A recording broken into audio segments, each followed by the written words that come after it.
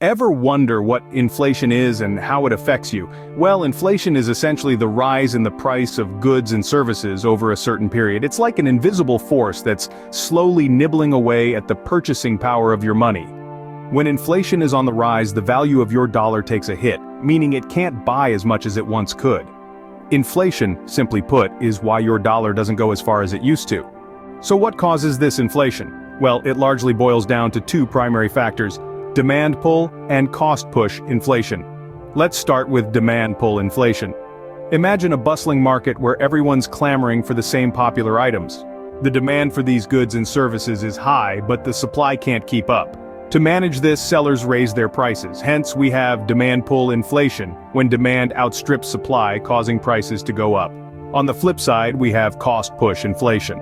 This is a bit like when a chef's ingredient costs rise.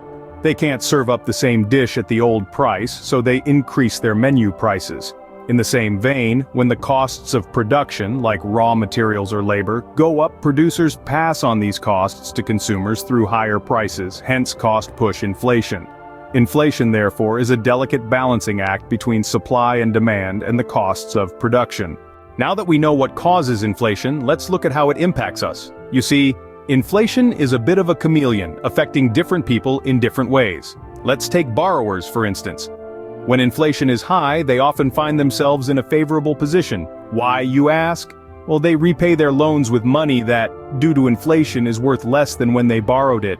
Essentially, they're paying back less in real terms. But on the other side of the coin, we have savers. Inflation is their nemesis. As inflation rises, the value of their savings decreases. Their hard-earned money sitting in the bank loses its purchasing power over time. A dollar saved today, sadly, will buy less tomorrow. So, you see, inflation is a double-edged sword. It can be a friend to some, a foe to others. Inflation, therefore, can be a friend or a foe, depending on your financial situation.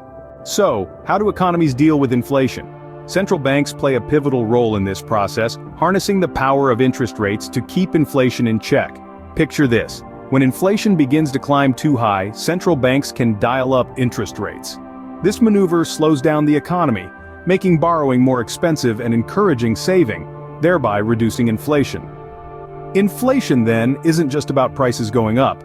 It's a complex economic phenomenon that affects us all in different ways.